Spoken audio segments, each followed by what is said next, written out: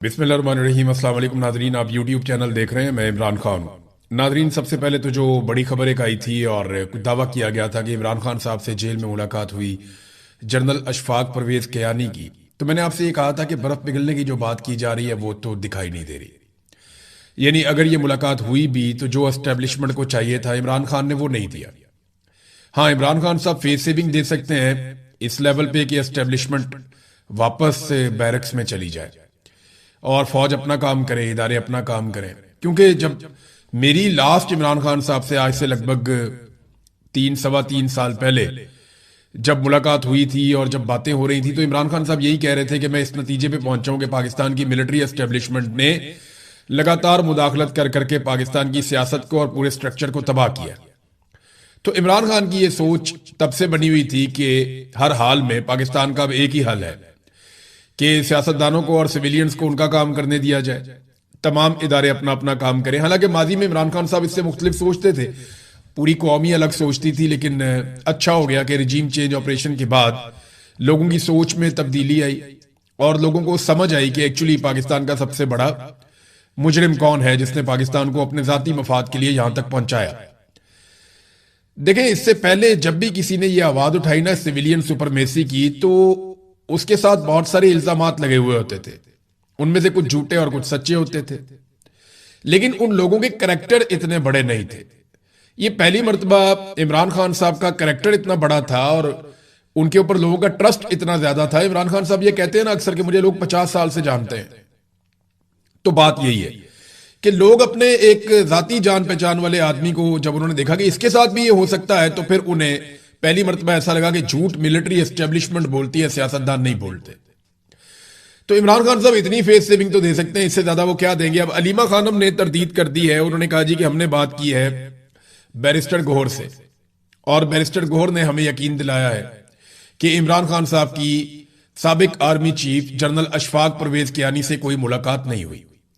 दूसरी जानिब जो जर्नलिस्ट ये क्लेम कर रहे हैं कि ये मुलाकात हुई है, उनका ये कहना है कि पाकिस्तान तहरीक इंसाफ के अंदर से भी लोगों ने कंफर्म किया कि मुलाकात हुई है। खासतौर पर रजी ताहिर साहब ने ये बात की है। अब एक तरफ कुछ सहाफी है वो ये कह रहे हैं कि जी मुलाकात हुई है, दूसरी तरफ बहुत सारे लोग चुप भी हैं जिनके पास इंफॉर्मेशन नहीं है। तो अलीमा खानम कह रही हैं कि ये मुलाकात इमरान खान साहब की नहीं हुई। लेकिन अगर मुलाकात हुई या नहीं हुई, दोनों सूरतों में जो एस्टेब्लिशमेंट को चाहिए था वो नहीं मिला, और इसका नतीजा आप गिलगित बल्तिस्तान में और आजाद कश्मीर में देख रहे हैं। इसका नतीजा आप खैबर पख्तूनख्वा में जो साजिशें बढ़ रही हैं उसमें भी आप देख रहे हैं। तो मिलिट्री एस्टेब्लिशमेंट एग्जैक्टली वही कर रही है जो वो पिछले 70 साल से करती आ रही है, लेकिन इस मर्तबा वो जरा थोड़ा सा सामने आकर कर रहे हैं और अपनी मकबूलियत की कीमत अदा करके कर रहे हैं। लोगों के सामने जो है वो नंगेपन का शिकार है, तो लोग अब जानते हैं सारा कुछ। अलीमा खानम ने कहा जनाब कि हमने चेक किया बैरिस्टर गौहर से, ये खबर मुकम्मल तौर पर फेक है। गलत मालूमात इसलिए फैलाई जा रही हैं ताकि इमरान खान साहब के साथ जो टॉर्चर हो रहा है कैद तन्हाई वाला, उससे तवज्जो हटाई जा सके। उन्होंने कहा जी कि जो फैक्ट हैं वो मंदरजा झेल हैं कि इमरान खान साहब को इलाज की सहूलत नहीं दी जा रही अस्पताल में, उनकी आंख के हवाले से उन्हें अपने बेटों से बातचीत करने की इजाजत नहीं दी जा रही, और उन्हें किताबें नहीं दी जा रही 6 महीने से, और उन्हें टेलीविजन की सहूलत भी मैसर नहीं है कि वो उससे देख ले और कुछ उनको इंफॉर्मेशन मिले, और उन्हें किसी से भी राब्ता करने की बाहरी दुनिया से इजाजत नहीं है। सिर्फ एक वकील है जिसके थ्रू 1-2 दफा मालूमात आई, इसके अलावा और कुछ भी नहीं है। हकीकत तो ये है। तो अब ये जनाब सारी चीजें अलीमा खानम ने की हैं, हकीकत तो सामने आ ही जाएगी, मुलाकात हुई या नहीं हुई, लेकिन नतीजा पहले ही आपके सामने आ गया। देखिए ना, यहां पे अगर खुफिया मुलाकात होती है तो वो तो रिपोर्ट नहीं होती। खुफिया मुलाकात को रिपोर्ट करने के पीछे भी फिर एक मकसद होता है कि मालूमात अब निकालो बाहर, अब मालूमात बाहर निकालो, कोई फायदा नहीं, कोई हमें इसका बेनिफिट हुआ नहीं। अब देखें ना, फर्ज करें आप कुछ अरसे बाद इमरान खान की कोई बहन मिलती जाकर जेल में इमरान खान से, और इमरान खान कहते कि मुझे मिलने आया था अशफाक परवेज कियानी, मुतालबात लेकर आया था, मैंने इनकार कर दिया। वो बाहर आकर बताती तो बड़ी बेइज्जती हो जाती पाकिस्तान की मिलिट्री एस्टेब्लिशमेंट की। तो ये भी हो सकता है, और मिलिट्री एस्टेब्लिशमेंट ने ये नहीं करना होता, जर्नैल ने खुद फोन करके बताना होता है ये खबर है। 100 उनके पॉलिटिकल और सोसाइटी के अंदर बेशुमार उनके लोग काम कर रहे होते हैं, वो किसी तरह भी खबर इस तरीके से निकालते हैं बाहर के, जो खबर देने वाला होता है उसको भी आइडिया नहीं होता ये खबर जनरेट कहां से हुई और चली कहां से। बहरहाल बैरिस्टर गौहर ने अलीमा खानम को यह बताया और उसके बाद बैरिस्टर गौहर पहुंच गए स्कर्दू। यानी बैरिस्टर गौहर पाकिस्तान तहरीक इंसाफ के वो शख्स हैं जिन्हें इजाजत मिल गई कि आप स्कर्दू चले जाएं। अब ये कंपेन क्या चलाएंगे? बैरिस्टर गौहर पब्लिक वाले आदमी नहीं है और कंपेन चलनी क्या है, वहां पे जो हालात हैं वो मैं आपको आगे चल के बताता हूं। लेकिन जिन लोगों को जाना चाहिए था ना, मेरी नजर में जिन लोगों को जाना चाहिए था, अली मोहम्मद खान साहब वहां अच्छा काम कर सकते थे, शहरियार अफरीदी को जाना चाहिए था, जुनैद अकबर वो बेचारे गए भी, शामदाना गुलजार बड़ा शानदार काम कर सकती थी खवातीन में जाके, कुछ और खवातीन है पाकिस्तान तहरीक इंसाफ की वो बड़ा अच्छा काम कर सकती थी, असद कैसर उन्होंने कोशिश भी की, आतिफ खान हो गए, फैसल अमीन गंडापुर हो गए, ये जा सकते थे वहां, बड़े जलसे जुलूस कर सकते थे। शाहिद खट्टक बड़े मुतहर्रिक आदमी हैं, वो जा सकते थे।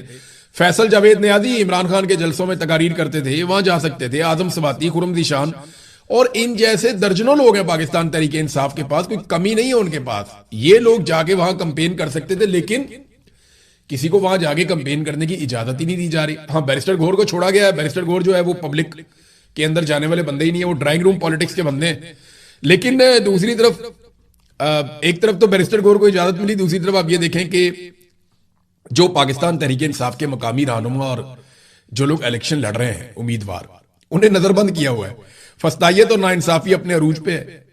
एक तरफ गिलगित बल्तिस्तान में पीपल्स पार्टी की रियासती मशीनरी की मदद से जलसे करवाए जा रहे हैं और दूसरी तरफ हल्का 2 से पाकिस्तान तहरीक इंसाफ के उम्मीदवार अतीक पीरजादा को सिक्योरिटी फोर्सेस ने घर में नजरबंद कर दिया है और कंपेन तक करने की इजाजत नहीं दी जा रही। तो ये नाजरीन इस वक्त पाकिस्तान की मिलिट्री एस्टेब्लिशमेंट की सूरत हाल है कि बेचारे अब नजरबंदियों पे उतर आए हैं। उम्मीदवारों को नजरबंद कर दो, ये बाहर जाए ना, पब्लिक में ये वोट मांगे ही ना, इनको वोट पड़े ही ना। फिर इसके अलावा जितने वोटर हैं पाकिस्तान तहरीक इंसाफ के, उनको उठा के दूर दराज इलाकों में मुंतकिल कर दिया ताकि वो वोट डाले ही ना। और तीसरा यह है कि फॉर्म 47 जिंदाबाद, वो तो मौजूद है। अब नवाज शरीफ को भी एनओसी मिल गया है बाकायदा। यहां मीडिया पे कल नवाज शरीफ का रिजल्ट कार्ड आया हुआ था, अब नवाज शरीफ का जो है वो एनओसी भी आ गया मीडिया के ऊपर। ये नवाज शरीफ को एनओसी दिया गया कि जनाब आप आ जाएं और आकर यहां कंपेन करें। नवाज शरीफ से पहले नवाज शरीफ के बहुत बंदे पहुंच गए वहां पे गिलगित बल्तिस्तान में, उनमें से किसी को एनओसी नहीं चाहिए था। शहबाज शरीफ का कैबिनेट मेंबर है इख्तियार वली, वो भी चला गया वहां पे। तो इस तरह एक एक करके बहुत सारे लोग वहां चले गए हैं। PMLN के ख्वाजा साद रफीक वहां पे मौजूद हैं, बाकी लोग वहां पे मौजूद हैं। तो PTI के लोगों को नजरबंद किया जा रहा है, उन्हें इजाजत नहीं दी जा रही, जबकि PMLN को पूरा फैसिलिटेट किया जा रहा है और पीपल्स पार्टी को भी किया जा रहा है। पीपल्स पार्टी का गवर्नर पहले पहुंचा, गवर्नर पंजाब को पहुंचाया गया गिलगित बल्तिस्तान, वो वहां पे पहुंचता है, उसके बाद वो इस्तकबाल करता है बिलावल का वहां पे और बिलावल की बहन भी। तो ये लोग गए, इनको भी जनाब एनओसी जारी कर दिया गया। बिलावल ने वहां तकरीर की है। अब ये एक तो तकरीर जो है वो पूरे सरकारी वसाइल, सरकारी प्रोटोकॉल, सारी चीजें इस्तेमाल की गई, लेकिन तकरीर बड़ी मजे की है बिलावल की। बिलावल ने कहा जी हमसे यहां पे नशिस्तें छीनी गई थी। बिलावल को पता ही नहीं है कि छीनना किसे कहते हैं। 2024 का इलेक्शन हुआ ना, वहां जो सीटें छीनी गई थी उसे सीटें छीनना कहते हैं। जिस तरह बिलावल की बहन को इलेक्शन जितवाया गया, सारे उम्मीदवारों को उठा लिया, अगवा कर लिया, कागजात छीन लिए, गायब कर दिया, पर्चे कर दिए, गिरफ्तारियां कर दी और अकेली को मैदान में छोड़ के बिला मुकाबला जितवा दिया, इसको कहते हैं सीट छीनना। तो बिलावल को तो पता ही नहीं है सीट छीनना किसे कहते हैं, ये तो खुद सीट छीनने वालों में शामिल है। फिर बिलावल ने कहा कि फॉर्म 45 का बंदोबस्त आप कर ले, फॉर्म 47 का मैं कर लूंगा। बात तो ठीक है, पहले भी इन्होंने फॉर्म 47 ही हासिल किया था आसिम मुनीर साहब के तरले मिन्नत करके, और अभी भी ये फॉर्म 47 ही हासिल करेंगे। बिलावल ने एक और बड़ी जबरदस्त बात की, उसने कहा जी मैं यहां पे गिलगित बल्तिस्तान और कश्मीर की वजारत खत्म करने का मुतालबा करता हूं। बिलावल साहब, आपने कमरुज़्ज़मान कायरा को भी इस वजारत पे रखा, दीगर लोगों को भी इस वजारत पे रखा, आपकी हुकूमत ने इस वजारत को खत्म नहीं किया, लिहाजा आपका नहीं बनता इस बारे में बात करना। आज भी आपकी हुकूमत है, वफाकी हुकूमत पीपल्स पार्टी और PMLN की मिलकर है। एक बात याद रखिएगा, बजट भी ये मिलकर पास करवाते हैं, आईनी तरमीम भी ये मिलकर करते हैं, ये हुकूमत भी इन्होंने मिलकर बनाई हुई है और ये आपस में नूरा कुश्ती करके गिलगित बल्तिस्तान की आवाम को दिखा रहे हैं कि देखो हम तो आपस में लड़े हुए हैं। वो नून लीग वाले जो है पीपल्स पार्टी के खिलाफ तकरीरें कर रहे हैं, पीपल्स पार्टी वाले जो हैं वो नून लीग के खिलाफ तकरीरें कर रहे हैं। वो आपस में एक जाली लड़ाई लड़के इलेक्शन का माहौल बना रहे हैं और उन दोनों में से किसी की जरूरत नहीं है कि वो पाकिस्तान तहरीक इंसाफ के खिलाफ कोई कंपेन करे, क्योंकि उससे रिएक्शन आता है, लोग खड़े हो जाते हैं। लिहाजा वो दोनों जो हैं, वो एक उठता है वो उठ के नून लीग की बुराई करता है, नून लीग वाला उठता है उठ के पीपल्स पार्टी वाले की बुराई करता है, और इस्लामाबाद में सबका गठजोड़ है, आपस में मिलकर बैठे हुए हैं। मोहसिन नकवी जो जरदारी साहब का मुंह बोला बेटा है, वो शहबाज शरीफ के साथ बैठ के मामला तय करके आ गया कि गिलगित बल्तिस्तान में हुकूमत कैसे बनानी है, किसकी बनानी है और क्यों बनानी है, और कौन कहां पर होगा और किसको कितनी सीटें मिलेंगी। तो फॉर्म 47 और फॉर्म 45, बिलावल कहता है 45 तुम ले और 47 मैं ले आऊंगा, तो ये तो बात ठीक है बिल्कुल, क्योंकि 47 जारी करती है पाकिस्तान की मिलिट्री एस्टेब्लिशमेंट अभी तक फिलहाल, तो वो तो बिलावल उनसे ले लेगा। फिर वो कहता है वजारत खत्म करो, तो वजारत खुद खत्म कर देता। और एक और बात की बिलावल ने कि महंगाई मैं खत्म करूंगा गिलगित बल्तिस्तान से। आप अंदाजा करें, ये बंदा महंगाई खत्म करेगा। पाकिस्तान में जितनी महंगाई है उस सारों के लिए ये जिम्मेदार है। और ये वो नौसरबाज है जिसने इलेक्शन में क्या कहा था कि 300 यूनिट तक बिजली मुफ्त दूंगा, और हुकूमत बनाने के बाद ये मुकर गया। और अब ये 200 यूनिट वालों के पास जो थोड़ी बहुत सब्सिडी थी उसके पीछे भी हाथ धोकर पड़ा है। ये वो लोग हैं जो पाकिस्तानियों के मुजरिम हैं, यानी बिलावल के अब्बू जरदारी और इनकी वालदा बेनजीर। इन्होंने अपने दौर के अंदर जो मंसूबे लगाए, फिर नवाज शरीफ ने अपने दौर में जो मंसूबे लगाए, और कुछ थोड़े बहुत परवेज मुशर्रफ ने अपने दौर में जो मंसूबे लगाए, उनकी कीमत पूरी कौम अदा कर रही है। मिसाल के तौर पे ये एक बड़ी इंटरेस्टिंग खबर है, ये आप देखें।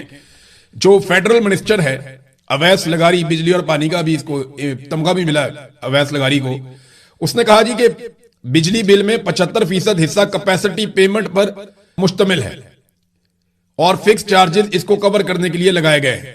आप अंदाजा करें, फिक्स्ड चार्जेस जो लगा दिया ना कि आपने ये बिल में देने ही देने हैं, उसको जस्टिफाई करने के लिए आपका वफाकी वजीर पानी बिजली क्या कह रहा है? वो कह रहा है कि जो बिल आप देते हैं उनमें 75% आप कैपेसिटी पेमेंट दे रहे हैं। फर्ज करें आपका बिल 4000 है, तो 4000 में से 3000 रुपया आप कैपेसिटी पेमेंट का दे रहे हैं। मैं नहीं कह रहा, वफाकी वजीर कह रहा है। क्योंकि मैं इससे पहले आपको बार बार एक बात कहता रहा हूं और मैं आज उसके लिए आपसे माफी चाहता हूं। मैं आपको हमेशा एक बात कहता रहा हूं कि आप 3 यूनिट इस्तेमाल करते हैं तो आप 9 यूनिट का पैसा देते हैं। मैं बार बार यह कहता रहा हूं कि आप जितना बिल देते हैं 2 हिस्से आप इजाफी देते हैं और 1 हिस्सा आप इस्तेमाल करते हैं। यानी मेरा अंदाजा यह था कि लगभग 66% हम ज्यादा बिल दे रहे हैं, लेकिन वफाकी वजीर ने आज कंफर्म किया कि 66% ज्यादा नहीं दे रहे, 75% हम पाकिस्तानी बिल ज्यादा दे रहे हैं और ये कैपेसिटी पेमेंट का दे रहे हैं। ये फेडरल मिनिस्टर ने कहा, सनाउल्लाह खान साहब ने इसको रिपोर्ट किया। आसान अल्फाज में और मैं आपको बताता हूं, अगर आपका बिल आ गया है 4000 रुपए, तो उसमें से सिर्फ 1000 आपका बिल है और 3000 आप कैपेसिटी पेमेंट दे रहे हैं। अगर आपका बिल आ गया है 10,000 रुपए, तो उसमें आपका बिल है सिर्फ और सिर्फ 2500 रुपया, बाकी 7500 रुपया आप उसमें कैपेसिटी पेमेंट दे रहे हैं। जिस आदमी का बिल आया है 1000 रुपया, वो अव्वल तो आते ही किसी का नहीं, लेकिन चलो फर्ज करो 2000 रुपया बिल आ गया। किसी शख्स का अगर 2000 रुपया बिल आया है तो 500 रुपया उसका बिल है और 1500 रुपया उसको पड़ा है कैपेसिटी पेमेंट। और ये मैं नहीं कह रहा, फेडरल मिनिस्टर कह रहा है अवैस लगारी। ये कैपेसिटी पेमेंट पता है क्या है? ये वो पेमेंट है जो आप बिजली इस्तेमाल किए बगैर बिजली की मद में अदा करते हैं, जो बिजली कभी पैदा ही नहीं हुई, जो बिजली कभी लाइनों में आई नहीं, जो बिजली कभी आपके मीटर से गुजरी नहीं, जिस बिजली से आपने ना कभी बल्ब चलाया ना कभी आपने पंखा चलाया, उस बिजली के आपने पैसे देने होते हैं। और ये नवाज शरीफ के, पीपल्स पार्टी के और मुशर्रफ के किए हुए घटिया मुआहदों की वजह से जो इन्होंने आईपीपीस के साथ किए थे। और इसमें सबसे बड़ा मुजरिम जो है वो नवाज शरीफ है। यानी अगर टोटल 2000 अरब है तो उसमें से 1300 अरब से ज्यादा नवाज शरीफ के खाते में है। यानी आप ये समझ लीजिए कि लगभग नवाज शरीफ के खाते में 70% कैपेसिटी पेमेंट्स है।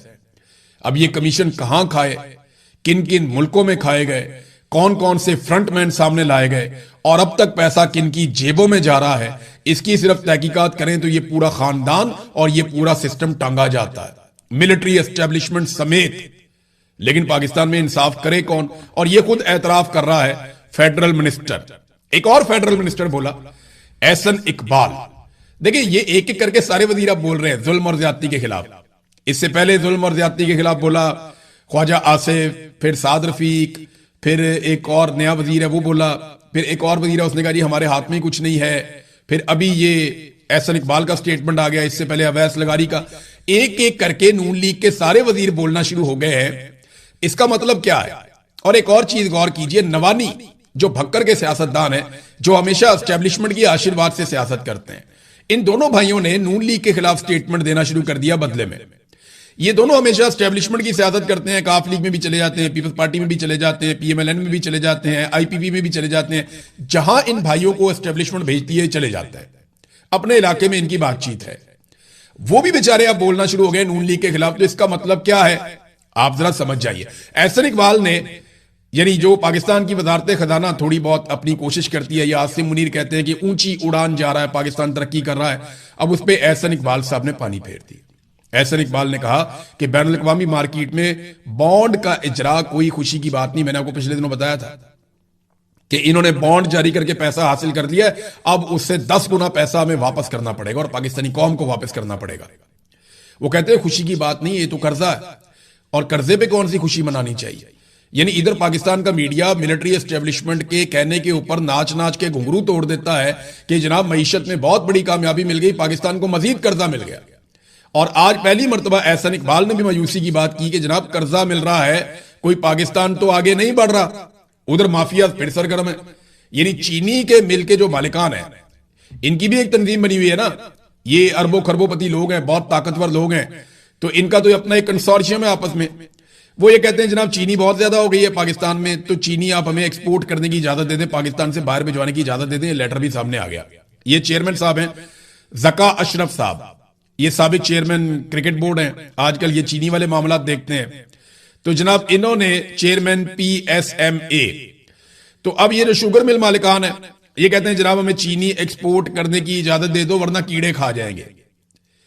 नाजरीन बस मेरी आपसे एक गुजारिश है, अपनी सेहत का ख्याल रखें और चीनी खाना कम कर दें। मैंने जिस दिन आपको यह मैसेज किया उसके बाद से लेकर मैंने अब तक चीनी से बनी हुई कोई चीज नहीं खाई। पहले कभी कभी खाता था लेकिन अब बिल्कुल ही नहीं खाई।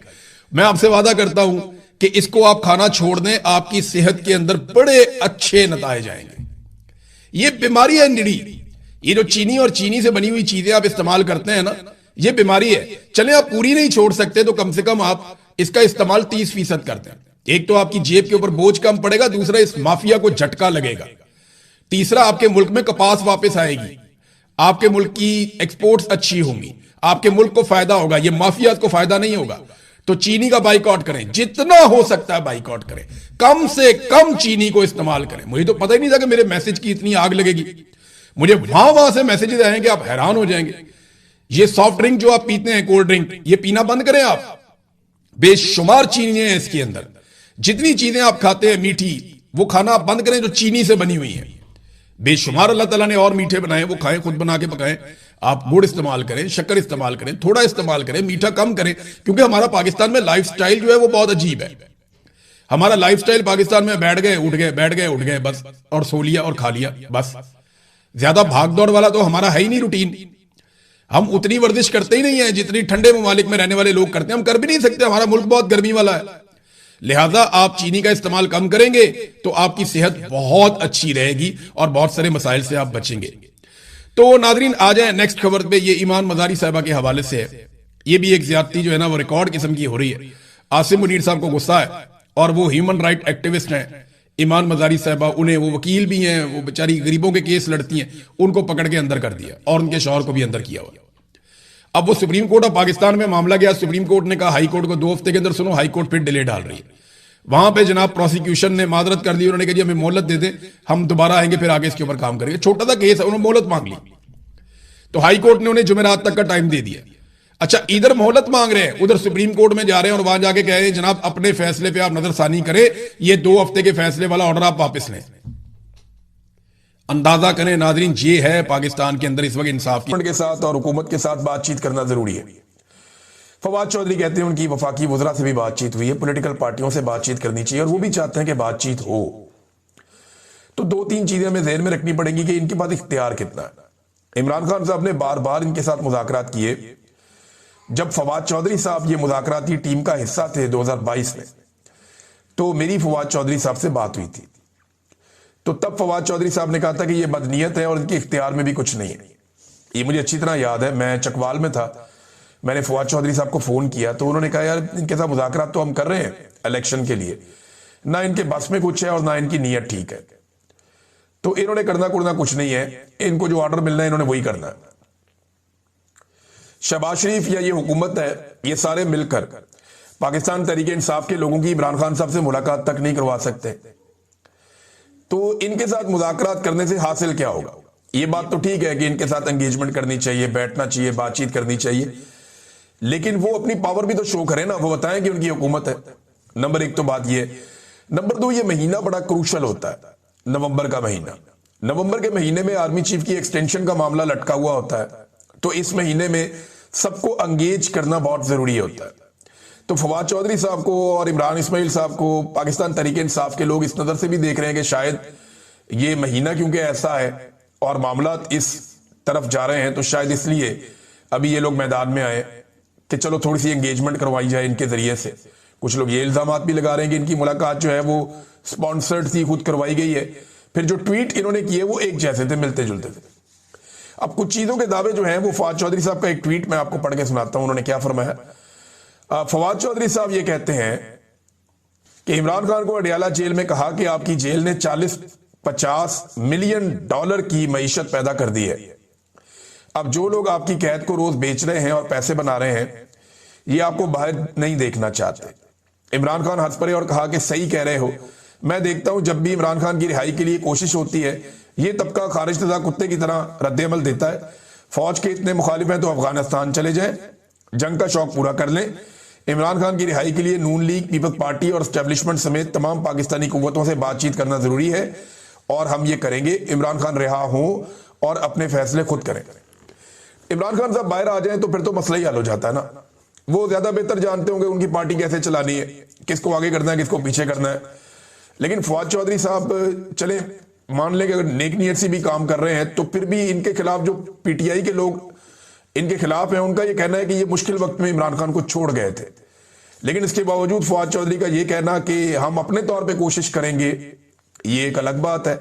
लेकिन इस वक्त अचानक से बहुत ज्यादा एक्टिव हुए फवाद चौधरी साहब, इमरान इस्माइल साहब और दीगर लोग भी। इन्होंने टीवी चैनल्स को इंटरव्यू भी दिए हैं और सोशल मीडिया पे बयानात भी जारी किए हैं और सख्त बयानात जारी किए हैं। तो देखते हैं कि ये इमरान खान साहब के लिए कोई रिलीफ ले सकते हैं या नहीं ले सकते, और अगर ये कोई एफर्ट हो रही है तो इसमें पाकिस्तान तहरीक इंसाफ अपने आप को शामिल करती है या अपने आप को इससे बाहर रखती है। और अगर इमरान खान साहब के पास कोई जाता है और उन्हें बताता है कि ये लोग इस तरह की बातें कर रहे हैं, तो इमरान खान साहब का इसके ऊपर रद्द अमल किस तरह का आता है, ये नाजरीन बहुत जरूरी है। एक और खबर है, ये भी बड़ी दिलचस्प खबर है। खबर यह है कि जो बैरून मुल्क जा रहे हैं पाकिस्तान से, उन लोगों को रोक रोक के एयरपोर्ट पे ये कहा जा रहा है कि जनाब आप बाहर जाके गायब हो जाएंगे। उनके पास वीजा भी होता है, पासपोर्ट भी होता है, प्रोटेक्टर भी है, प्रॉपर डॉक्यूमेंट है, वो बाहर जा रहे हैं मेहनत मजदूरी के लिए, उनको रोक लिया जाता है एयरपोर्ट पे और कहा जाता है जनाब अब नौजवानों को बाहर जाने से रोका जा रहा है और एफआईए रोक रही है ये कहते हुए कि जनाब आप बाहर जाके गायब हो जाएंगे। पाकिस्तान